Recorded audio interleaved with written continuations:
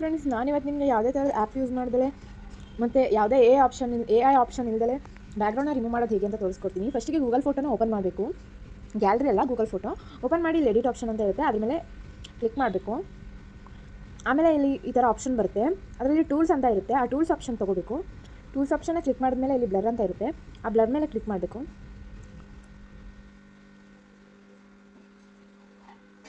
ಸ್ವಲ್ಪ ಬ್ಲರ್ ಹೀಗೆ ಮಾಡ್ಕೋಬೇಕು. ನಂತರ ನಾವು ಯಾವುದನ್ನ ಯೂಸ್ ಮಾಡಬೇಕು ಅಂದರೆ ಮ್ಯಾಜಿಕ್ ಇರೇಸರ್ ಅಂತ ಇರುತ್ತೆ, ಆಪ್ಷನ್ ಇರುತ್ತೆ, ಅದನ್ನು ತೊಗೋಬೇಕು. ನಾವು ಅದ್ರ ಮೇಲೆ ಕ್ಲಿಕ್ ಮಾಡಬೇಕು.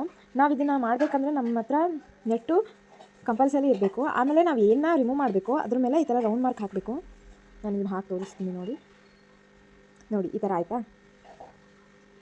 ಇದು ಯಾವುದೇ ಥರ ಎ ಆಪ್ಷನ್ ಅಲ್ಲ ಫ್ರೆಂಡ್ಸ್.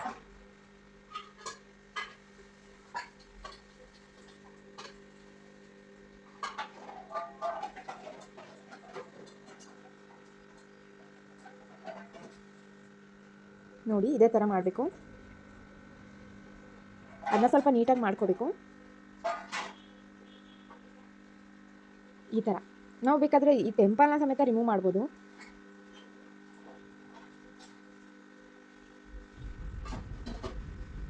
ಈಗ ಡನ್ ಮೇಲೆ ಕ್ಲಿಕ್ ಮಾಡೋಣ.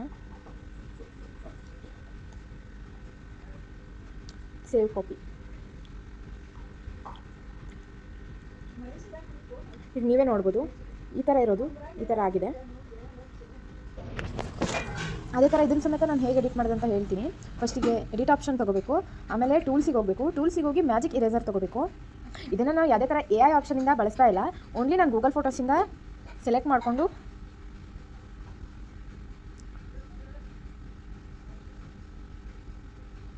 ಹಿಂಗಡೆ ಏನೂ ಇಲ್ದಲೇ ಇರೋ ಥರ ಬೇಕಾದರೂ ಮಾಡ್ಬೋದು.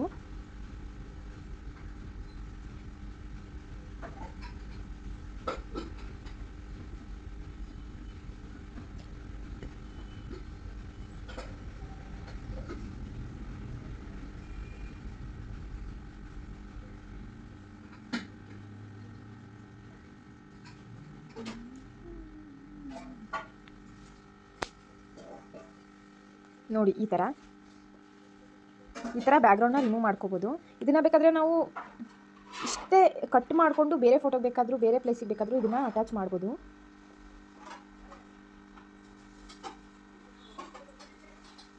ಸೇವ್ ಕಾಪಿ ಕೊಡೋಣ.